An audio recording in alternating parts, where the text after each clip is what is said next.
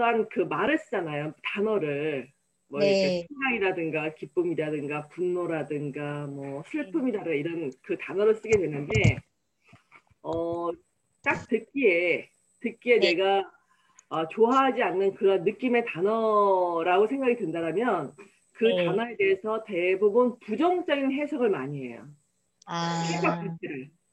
아, 의미를. 음, 그러니까 해석보다는 의미가 맞겠네요. 의미 음, 부여를, 부정적인 의미 부여를 더 많이 해요. 그러면 그 네. 단어에 대해서 나쁘다라고 이제 그렇게 인식이 되게 되어 있거든요. 근데 음, 우리가 보면은 어떠한 하나의 단어를 봤었을 때 네. 우리 하루가 보면은 음양이 있듯이 음양이 네. 있듯이 어둠과 빛이 있듯이 그런 하나의 단어에도 다 두 가지의 뜻 의미를 가지고 있어요. 두 가지의 음, 의미. 음, 그러니까 지금 보면 생각이라는 것도 사실은 필요한 거예요. 생각 없이 음, 말하면은 사람들에게 상처도 주고 생각 없이 음, 살게 되면은 이 행동에 있어서 실수를 정말 많이 하거든요. 그래서 음, 행동하기 전에 일단 생각을 해야 되고 네. 상대방을 배려하는 이런 생각들이 결국은 나의 어떤 인격이라든가 상대방의 인격을 뭔가 도와주는 이런 거 역할을 하죠.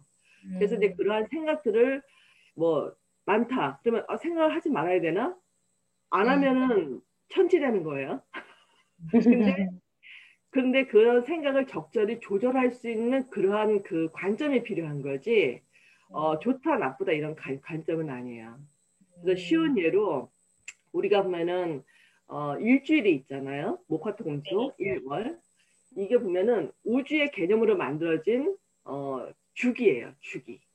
음, 그래서 일요일 해와 월요일 달에 두 가지의 음량의 움직임이 만들어져서 오행이 만들어지는 거거든요. 그게 음, 화수목금토가 만들어지는데 음, 오행에서 보면 우주의 원리에서 보면 그것이 목화토금수로 나눠져요. 목화토금수. 음, 근데 이 목화토금수는 그들만의 성질을 가지고 있어요. 목은 봄을 뜻하거든요. 봄은 상승하고 성장하려고 하는 그러한 성질을 가지고 있고, 여름은 일단은 뭔가 이렇게 분화하려면 일단 따뜻해야 돼요. 음, 그다음에는 뜨거운 성질이 있어야 돼요. 그래서 음, 그러한 성질이 있고, 음. 토는 사실은 목화 토금수라고 이야기하지만 간절기를 다 토라고 표현을 해요. 간절기. 그래서 소, 예, 그래서 뭐 예를 들어서 겨울과 봄의 중간, 또 봄과 여름의 중간, 여름과 음, 가을의 중간, 음, 가을과 겨울의 중간. 근데 이런 간절기에 지금 음, 어떻게 보면 간절기죠.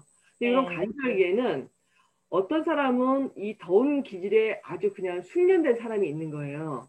근데 이런 간절기를 통해서 사실은 추운 그런 것을 적응할 수 있는 이런 단계적인 그런 과정을 견뎌야 되는데 이 과정을 못 견디게 되면 그러니까 서로 이렇게 융화시키는 이런 것을 잘 못하게 되면 극차가 너무 큰 거예요. 편차가 음, 너무 크게 되다 보면 어떻게 생기냐면 이게 다음 거에 적응을 못하는 거예요. 이렇게 적응을 못하면 우리가 인체적으로 보면은 질병이라는 게 오는 거죠. 감기가 오게 되고 뭔가 이제 그런 어떤 소화장애가 오게 되고 뭐 이런 것들이 이제 불편한 증상들이 오게 돼요. 그래서 이 목이라고 하는 그런 부분도 성질로 보게 되면 이제 그 각자가 갖고 있는 그 감정을 담고 있거든요. 그러면 목이라고 하는 것은 분노라는 감정을 담고 있어요. 분노라는. 그래서 이 분노라는 감정을 갖고 있는데 이 분노라는 감정을 딱 들었었을 때는 저 같은 경우도 이 분노라는 단어에 대해서 상당히 부정적인 견해를 가지고 있었어요. 그게 뭐냐면 이제 저희 성장 과정과 이런 것에 대해서도 이제 그런 그 영향도 있고 왠지 분노하면 화를 낸다라는 그러한 느낌적인 의미가 저한테는 이제 있는 거예요.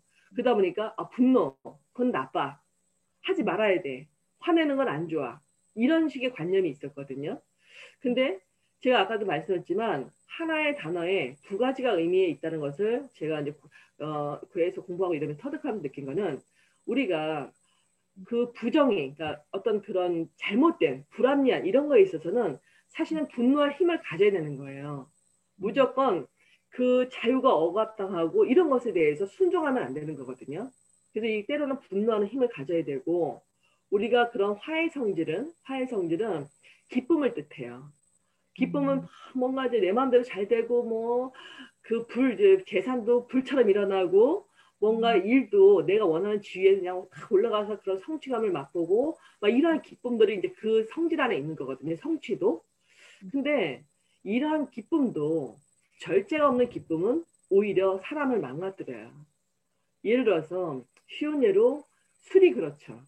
술이 보면은 그러한 자기 어떤 그런 그 감정들을 기쁨을 찾기 위해서 술로 대신 그런 것들을 대신하기도 하고 또는 심지어는 마약이나 이런 것들을 계속 하게 돼요.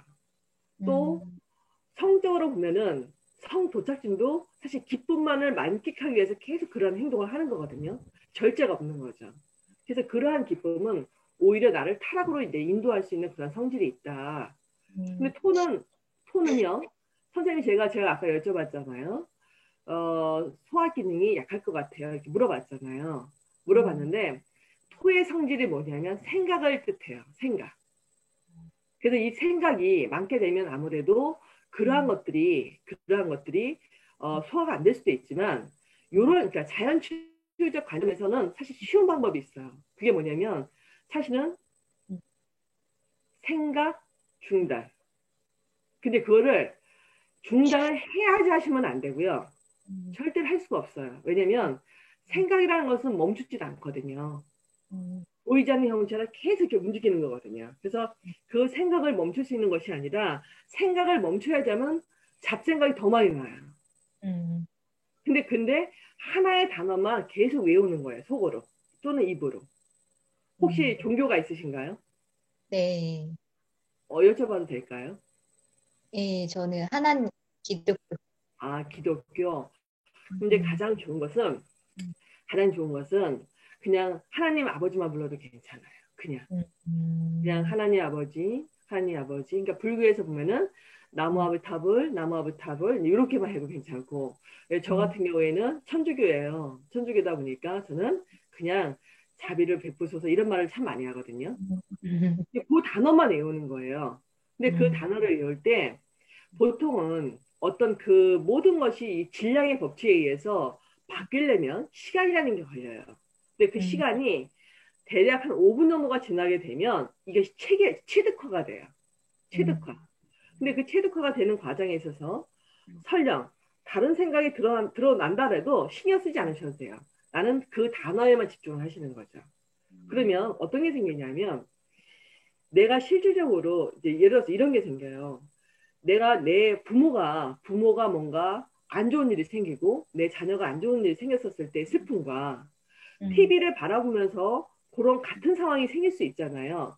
근데 그 네. TV를 바라봤었을 때 그 감정은 달라요. 음. 어떠신 것 같아요? 내가 직접 겪는 거랑 TV를 음. 보는 거랑은 어떤 것 같아요? 아무래도 간접 경험은 사실은 그 순간 슬프고 뭐 눈물 흘리다 끝나지만, 그러니까 이제 가족에 관련된 건 계속 생각나죠. 그죠? 네. 계속 생각한다는 자체가 음, 선생님은 생각이 많아요라고 얘기하는 거예요. 음, 그러면 그것을 제3자의 관점으로 내 몸을 바라볼 수 있는 그러한 관점이 필요한데 그것이 음, 지금 얘기했던 그런 단어를 계속 되뇌이는 거예요. 그냥 음, 의미 없이 그냥 계속 되뇌이는 거죠. 저 같은 음, 경우는 어떨 때는 생각 중지 이 말만 더 되뇌일 때도 있어요. 그러면 음, 음, 생각이 내가 해야 할 생각만 딱 떠올라요. 음, 다른 생각은 안 나고. 그러면 음, 이게 오히려 생각을 정리하는 데 도움이 많이 되거든요. 그래서 이런 음, 생각이라는 관점도 두 가지의 의미가 있다. 생각이 많다. 뭐 생각하지 말아야 돼. 이런 생각은 너무 극단적인 표현이에요. 근데 그것이 아니라 생각을 하긴 해야 하는데 내가 필요한 생각을 해야 하잖아요. 그럴 때는 이러한 방법을 써도 많은 도움이 된다. 근데 이런 음, 것들을 들었었을 때는 정말 그럴 거란 생각을 해요. 근데 이 자연치유라고 하는 것은 다 경험의학이에요. 내가 실질적으로 경험을 해보고 체득화가 되었었을 때, 야, 그거 진짜 뭔지 모르지만 신기하네. 뭔지 모르지만 괜찮네. 이러한 느낌들을 받는 거거든요. 그러니까 그러한 느낌들을 받는 것이 참 중요한데, 그런 것들을 딱 느끼려면 대략적으로 한 2주 이상, 길게는 한 달 이내면 뭔지 모르지만 그러한 감각이 느껴지는 게 있어요. 음, 근데 거기에서 그 다음 2단계를 또 가는 거죠. 그 다음 음, 2단계를 가는 거고, 음, 지금은 1단계인 그 관점에서 그러한 생각만 훈련을 해도 오늘 음, 이야기할 그 통증과도 연관이 깊어요. 음, 그래서 통증에는 연관이 깊고, 음, 그러면 가을을 뜻하는 거는 뭐냐면 슬픔이에요. 근데 음, 슬픔을 좋아하는 사람이 많지가 않아요. 그쵸? 네. 근데 슬픔을 통해서 사실은 기쁨을 알 수가 있는 거예요. 이거는 제 개인적인 체험이긴 하지만 음, 예전에 이러한 관점, 의미의 해석이 몰랐었을 때는 누군가가 울잖아요. 음, 그러면 저의 불행이 연상이 되고 저의 음, 아픔이 연상이 되면서 음, 저 사람도 불행하고 아프다고만 생각을 했었어요. 불행하고 음, 아프구나. 음, 근데 제가 어떤 개인적인 이유 때문에 천일 동안 매일 그 음, 성당을 가서 미사를 드린 적이 있거든요. 근데 음, 그때는 처음에 그 감정은 뭐냐면 그냥 열받았었어요, 속칭. 음, 세상도 역같고, 내가 음, 그 처한 그 환경도 있죠. 음, 이 받아들이기 싫고, 오직 음, 내가 생각하는 거는 원망과 분노와 이제 이런 것들이 음, 이제 가득 차 음, 있었던 거죠.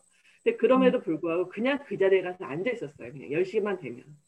그냥 앉아 음, 있으면서 속에서는 그냥 별생각 다 해요. 아유, 씨, 말이 쉽지. 신부님 음, 당신이 살아봤어. 그게 말대로 돼. 뭐 이러면서 이제 음, 그렇게 있었죠. 그렇게 음, 있음에도 불구하고 주변에서는 그랬어요. 야, 그런 부정적인 생각을 가지고 너가 그 자리에 가는 것은 바람직하지 않아. 차라리 가지 음, 마. 이런 얘기를 했거든요. 음, 하지만 저는 체형 관리라는 게 어떤 관점으로 이제 그것을 접근하냐면 통증과 체형 관리는 접근이 좀 달라요. 쉬운 음, 예로 음, 틀어진 체형 때문에 통증이 온다라고 가정을 하면 결국에는 틀어진 체형을 바른 체형으로 교정을 해야지만 뭔가 자세라든가 이런 것을 바꿔야지만 바른 체형이 됨으로 인해서 통증 유발을 줄어들 수 있는 거거든요. 음, 근데 문제는 뭐냐면 바른 체형으로 잡아가는 그 과정에 있어서 음, 늘 끊임없이 통증이 유발된다는 사실이에요. 그쵸. 그러면 그러한 통증을 내가 스스로 자가적으로 관리할 수 있는 방법을 저는 배워야 된다고 생각하는 사람이에요. 음, 때문에 제가 그렇게 매일 뭔가 마음에 부정적인 생각을 가지고 있음에도 불구하고 음, 그 자리에 앉아 있었던 거는 뭐냐면 음, 일단은 그건 저에게 통증이라고 느꼈던 거예요. 마음의 통증. 그러면 음, 그러한 통증을 해결할 수 있는 방법을 내가 배워야 하는데 결국에는 그것은 내가 머물러야지만 보여지는 느껴지는 이런 게 있거든요. 몸에서는. 그러면 결국은 정신적인 것은 내가 음, 머물름으로 인해서 깨우쳐지지 않을까라는 단순한 원리에서 그냥 있었던 거예요. 그냥. 이게 있다 음, 보니까 한 1년 한 몇 개월 정도 지났었을 즈음에 정말 성광 같은 그런 느낌들이 탁 왔거든요. 왔는데 그때 느낌은 어떤 느낌이었냐면 정말 그냥 중학교 때 그 서시를 그냥 외우잖아요. 시험 보기 위해서.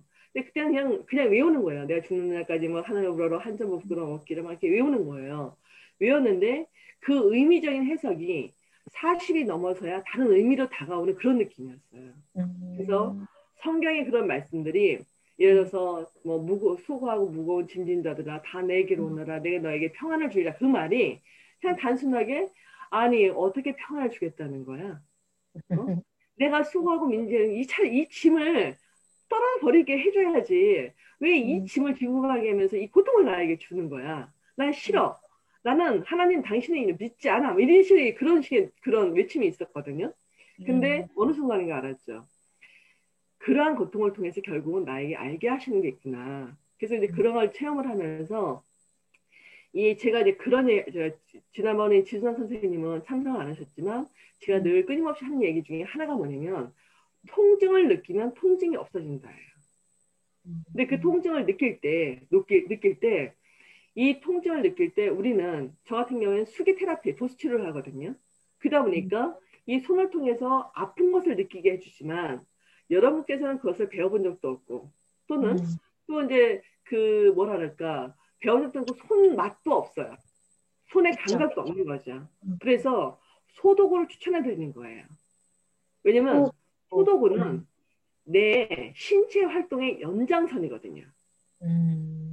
연장선이기 때문에 그런 도구를 이용해서 내 몸을 스스로 아파할 수 있는 쉬운 예로 통증이라고 하는 부분이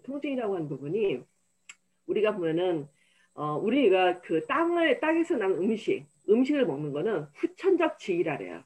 후천적으로 에너지를 얻을 수 있는 그런 것들이죠. 근데 태초에 태어날 때부터 갖고 태어나는 이 에너지가 있는데 그것을 전기라고 이야기를 해요. 근데 이 전기는 아니말로 자동차가 출고할 때 그냥 배터리 하나 갖고 태어난 거랑 똑같은 거예요. 근데 이 배터리는 예를 들어서 내가 이제 배터리가 빵빵해요. 빵빵할 때는 아니말로 야간에 라이트 켜놓고 들어와도 그 다음날 시동 걸리는데 아무런 하자가 없어요. 하지만 일정한 시간이 지나게 되면 이게 그렇게 한번 이렇게 그러니까 뭔가 라이트를 켜놓고 들어오잖아요. 그럼 그 다음날 방전이 돼서 자동차가 움직이질 않아요. 넉다운 되는 거죠. 또는 몸을 이 자동차가 너무 좋아요. 세단이고 너무 좋아. 그래서 아까운 거예요. 그래서 안 쓰려고 지하 주차장에 이렇게 아니면 지금 박아놔. 그냥 세워만 놔요. 주차를 해놔. 아끼려고. 근데 그러면 배터리의 수명이 오래 가야 되지만 아이러니하게도 그렇지 않아요. 오히려 더 수명이 짧아요. 그래서 결과적으로 일주일에 뭐 몇 킬로 이상을 운행을 해라 하는 그런 그 기준도 있거든요. 그렇듯이 우리 몸도 똑같아요. 결국은 움직임으로 인해서 그 에너지를 얻을 수가 있는 거예요. 움직임으로 인해서.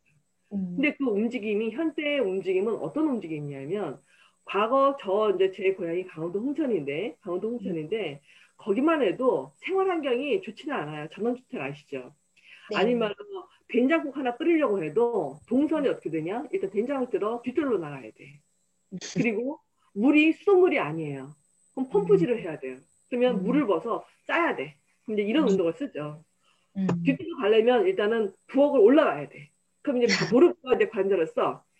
그 뒤뜰을 한 바퀴 돌아. 일단 보행이 되죠. 그 장독대를 열어. 간장을 떠. 그리고 그 다음에 열을 가야 될 거 아니에요. 끓여야 될 거 아니에요. 나물 잘라야 돼. 그죠? 불을 또 탁 떼야 돼. 또 이제 뭐 끓라면 뚜껑도 열어봐야 돼. 이런 움직임들이 정말 다양했어요. 또 저는 농사를 졌기 때문에 농사를 졌고 저는 어렸을 때부터 농사 일을 도와야 되기 때문에 뭐 여름이 되면 속고를 배워야 되고 겨울이 되면 나무를 배워야 되고 나무를 배우는 것으로 끝나는 것이 아니라 장작을 또 패야 돼요. 그리고 흙들도 해야 되고 뭐 지게질도 져야 되고 때로는 리어커도 해야 되고 이런 다양한 움직임을 수렵사회나 농경사회는 끊임없이 했다고요.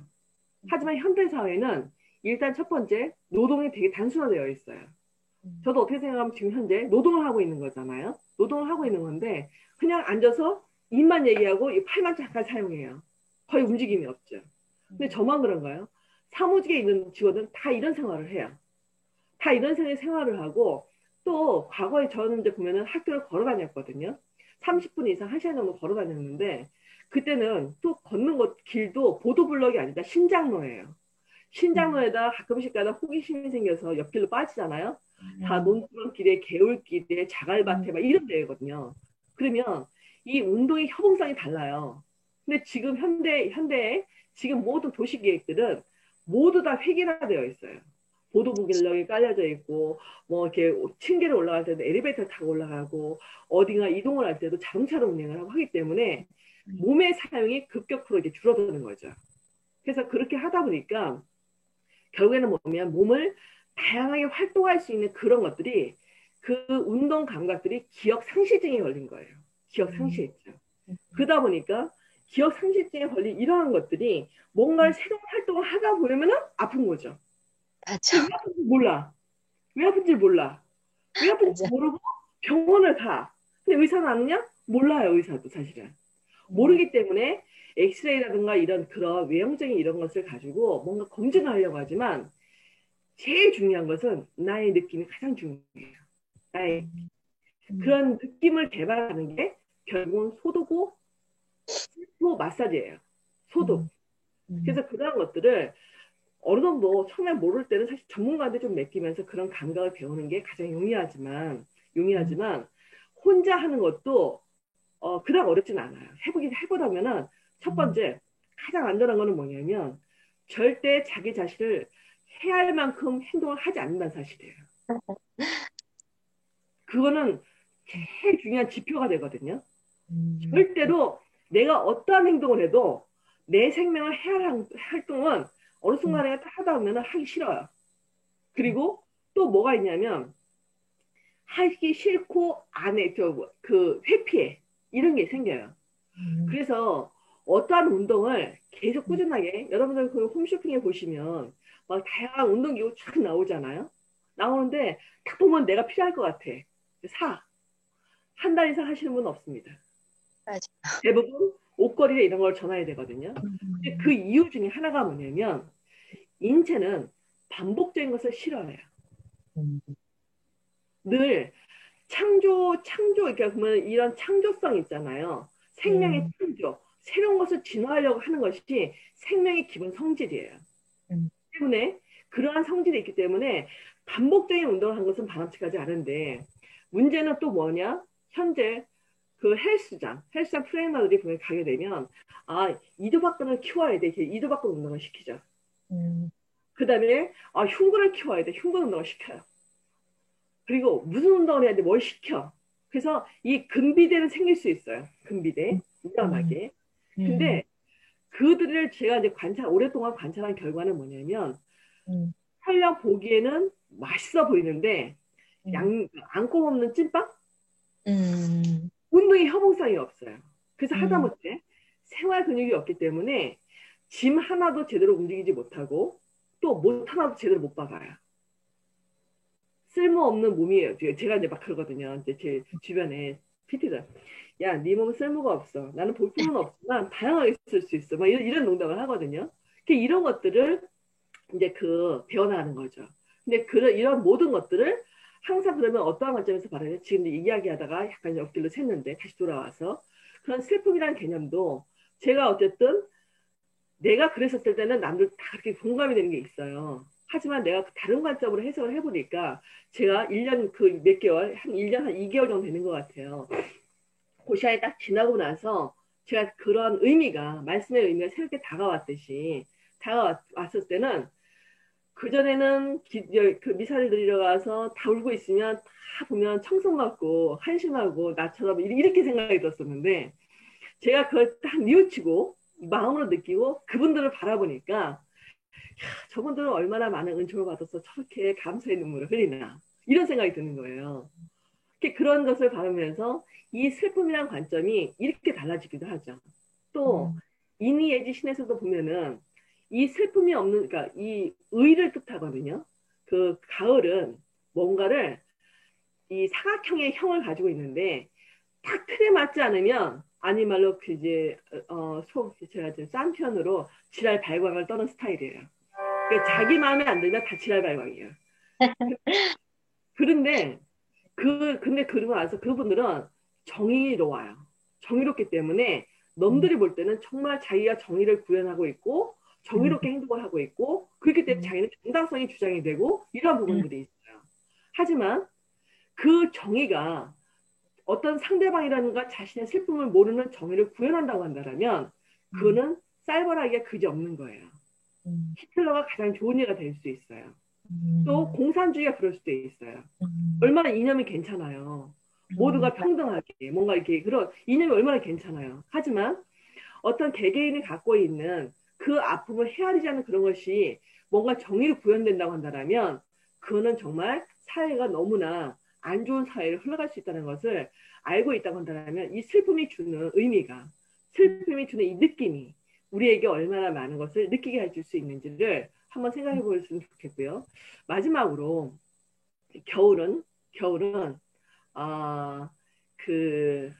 갑자기 이제 슬픔 저건데 단어가 갑자기 안 나요. 어느 순간인가 어떤 문장적인 거 이런 것은 잘 해결이 잘 되는데 어떨 때는 그러한 부분이 단어가 기억이 안 날 때가 있어요. 나중에 생각나면 이야기할게요.